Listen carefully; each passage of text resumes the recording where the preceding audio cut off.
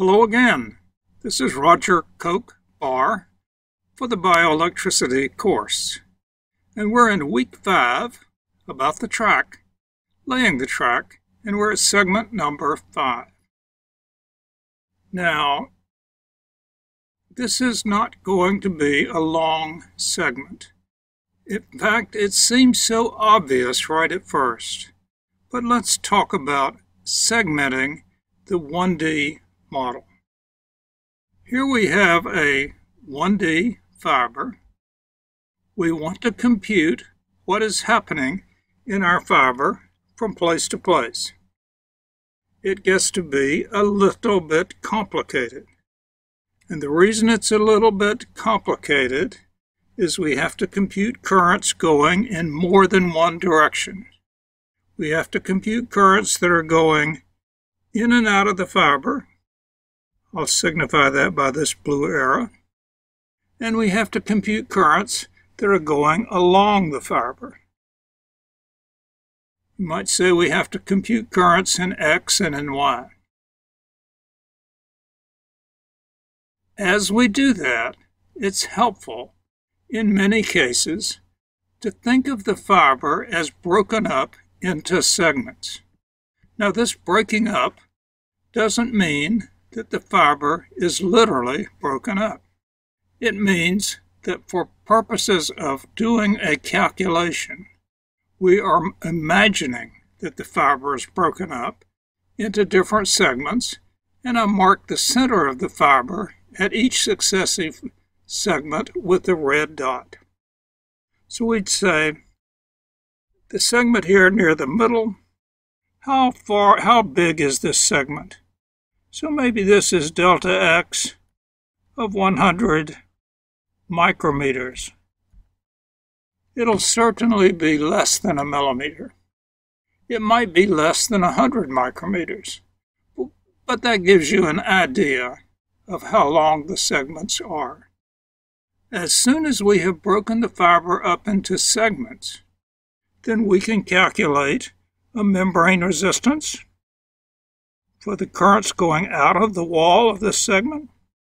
We can calculate a membrane capacitance for currents going out of the wall of this segment. And most importantly, we can have a single value of Vm that we assume is present throughout this entire segment.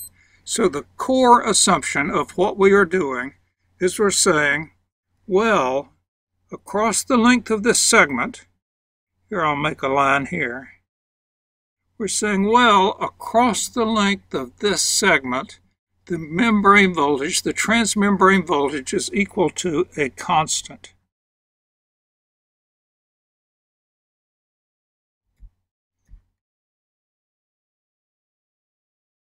You remember the discussion of a membrane patch.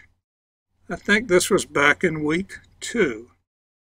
And in the discussion of a patch, it said the idea of a patch was that a patch be big enough that all the different channels and pumps are represented in proportion to their true numbers. And on the other hand, the definition of a patch was that it be small enough that we could assume to good accuracy that there was no variation in the transmembrane potential across the patch. So here the crucial assumption is that Vm is equal to a constant at whatever spacing we assume. Now that's a checkable assumption, and I can tell you that 100 microns is going to tend to be on the big side, but it might work. As you get much more than that, things will not work, and the assumption is a bad assumption, and the calculation will run into trouble. On the other hand, if you make the patch size too small, then the amount of calculation grows large, and the stability, numerical stability, of the calculation may come into doubt, depending on how you do it. So there's an art to choosing these segments lengths.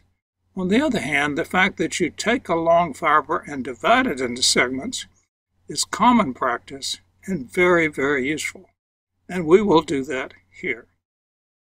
So, once again, the membrane itself is continuous. The division into patches is something we put on it for our own utility as we proceed to do analysis. It's a part of building the track, part of the way that we do it.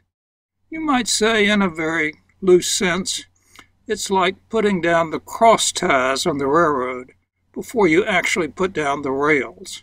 You have to put down the cross ties so that you have a way to support the rails. Here we have to create the segments as a way to support our calculation. So here was a nice picture of one of the dormitories on the Duke campus. You could say these people have built these walls as a way to support the residents inside the dormitory, who are then inside the university. In the same way, we segment our fiber as a way to support our calculation and find out what the fiber as a whole is doing. Thank you for watching. We'll see you in the next segment.